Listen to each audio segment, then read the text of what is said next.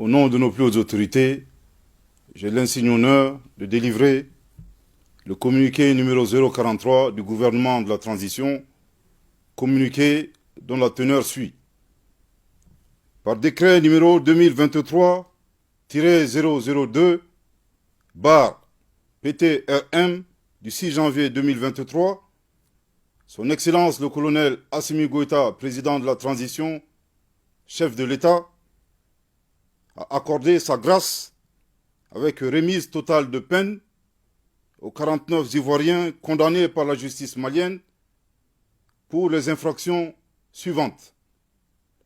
Crimes d'attentat et de complot contre le gouvernement, d'atteinte à la sûreté extérieure de l'État, de détention, port et transport d'armes et de munitions de guerre ou de défense, intentionnellement en relation avec une entreprise individuelle et collective ayant pour but de troubler l'ordre public par l'intimidation ou la terreur.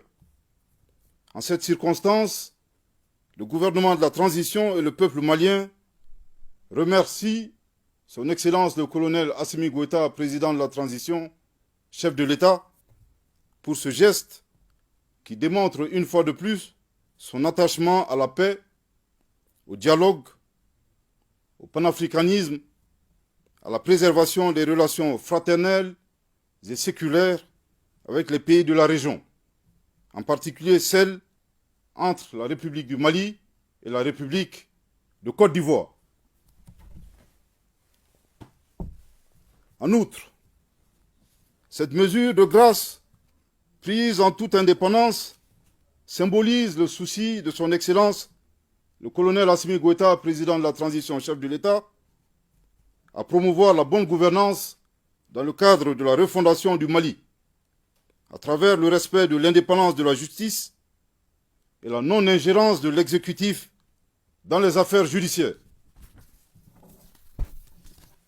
La mesure de grâce prise par le président de la transition vient ainsi conforter la dynamique créée suite à la signature à Bamako, le 22 décembre 2022, du mémorandum d'entente relatif à la promotion de la paix et au renforcement des relations d'amitié, de fraternité et de bon voisinage entre la République du Mali et la République de Côte d'Ivoire. À cet égard, le gouvernement de la transition renouvelle sa profonde reconnaissance au président de la République togolaise, Son Excellence M. Faure et Sozimna Gnassingbé, pour ses efforts inlassables et son engagement constant pour le dialogue et la paix dans la région. Dans la gestion de cette affaire, qui était bilatérale depuis sa survenue jusqu'à son dénouement, le gouvernement de la transition a été indigné par l'attitude partiale de certains responsables contre notre pays. Le cas le plus récent est la position agressive du président en exercice de la CEDEAO, Son Excellence M. Umaro Sissoko Embalo, qui, après avoir échoué lamentablement à porter atteinte à l'honneur du Mali devant les instances internationales, vient d'opposer un ultimatum au gouvernement de la transition concernant la libération des Ivoiriens. Le gouvernement de la transition voudrait faire remarquer à Son Excellence M. Embalo que depuis le 14 janvier 2022, le Mali ne figure plus sur la liste des pays intimidables et a définitivement retrouvé sa souveraineté.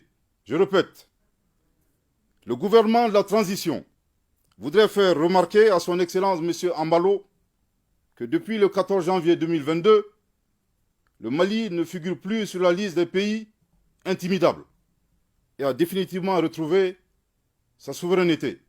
Je répète pour une dernière fois, le gouvernement de la transition voudrait faire remarquer à Son Excellence M. Embalo que depuis le 14 janvier 2022, le Mali ne figure plus sur la liste des pays intimidables et a définitivement retrouvé sa souveraineté. En effet, à cette date mémorable, le peuple malien s'est mobilisé massivement pour dénoncer les sanctions illégales, illégitimes et inhumaines de la CEDEAO et de l'UEMOA contre le Mali. Depuis plus de 10 ans, faisant face seul au terrorisme, sans ces organisations régionales, le Mali a survécu à ces sanctions et le sentiment patriotique du peuple malien s'est substantiellement renforcé.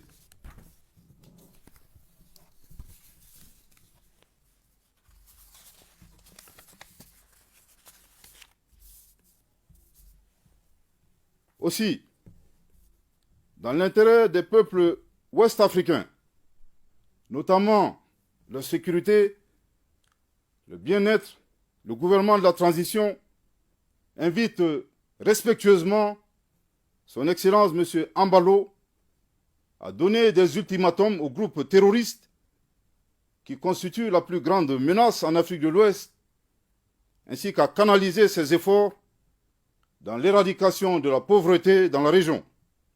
C'est en cela qu'il fera œuvre utile et rendra service au peuple de la CEDEAO, les seuls que nous devrons tous servir. Que Dieu bénisse le Mali et préserve les Maliens.